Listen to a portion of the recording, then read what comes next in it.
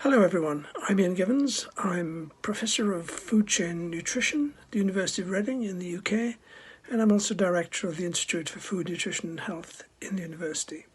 And today I'm just going to say a few words to you about the importance of protein in our diet. And this is a contribution I'm making to the Buzz Gyms initiative to ensure that everyone stays as fit and healthy as they can during this difficult period that we're in at the minute. Now, of course, we've known for many, many years that protein in the diet is essential. Protein does all sorts of things, but it does probably more things than people often realise. Protein is important, obviously, for maintaining the muscles that we have in the body, both external muscles, internal muscles, muscles that allow us to walk and run and so forth. And it also helps to maintain the strength of the muscles as well. But of course, muscles do other things. Muscles also, first of all, can protect bone. If somebody has a fall, they're much less likely to break a bone if the bone is surrounded by strong muscle. Muscle is also important in regulating blood glucose. Not something people often fully realise, but nevertheless, muscles have a key role in that area. What's more recently known is that protein also has a key role in maintaining bone health. And it's actually really important for the elongation of bone in developing bones in children and adolescents. But it's also important for maintaining bone health throughout the lifespan. That's relatively new knowledge, actually. But coming back to muscles, there are two key things that we need to remember.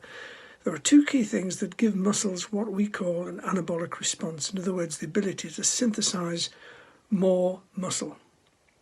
Two things are exercise, particularly resistance exercise, and also the consumption of protein through the diet.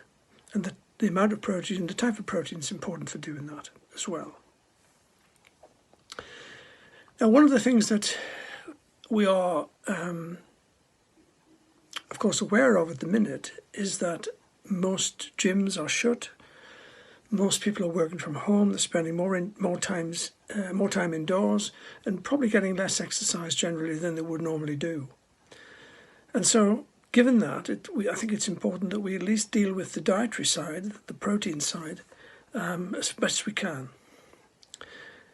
Now, of course, as I think many people will know, the general recommendation in the UK is that people consume 0.75 of a gram of protein per kilogram of body weight, which would be about 60 grams per day for an 80 kilogram person.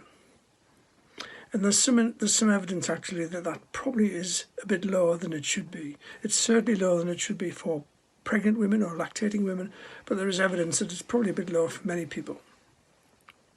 It's also a sad fact that as we get older, as we move from middle age into older age and older, we gradually lose muscle mass from our body. You can reduce the rate of muscle loss through exercise and through diet, but gradually we will lose muscle mass essentially whatever we do. The speed at which we do it and the amount at which we do is the important things. And there's quite good evidence that in elderly people some people have a risk of losing a lot of muscle mass, which of course increases the risk of bone breakages, as we said before, that good evidence that high quality protein, particularly the proteins that you get from dairy products, particularly whey protein, has a good ability to reduce muscle loss. And I think that's worth bearing in mind. The other thing about dairy products, of course, that many of them are also a good dietary source of calcium, and of course we need to be consuming calcium in adequate amounts for bone health as well. But of course, as I mentioned in a previous video, that for us to get the optimum from calcium in terms of bone health, we do need to make sure that we have an adequate vitamin D status. But I said that in the last video, so I won't say more of it here. So anyway, stay healthy, stay happy, and that's all from me for now. Thank you very much.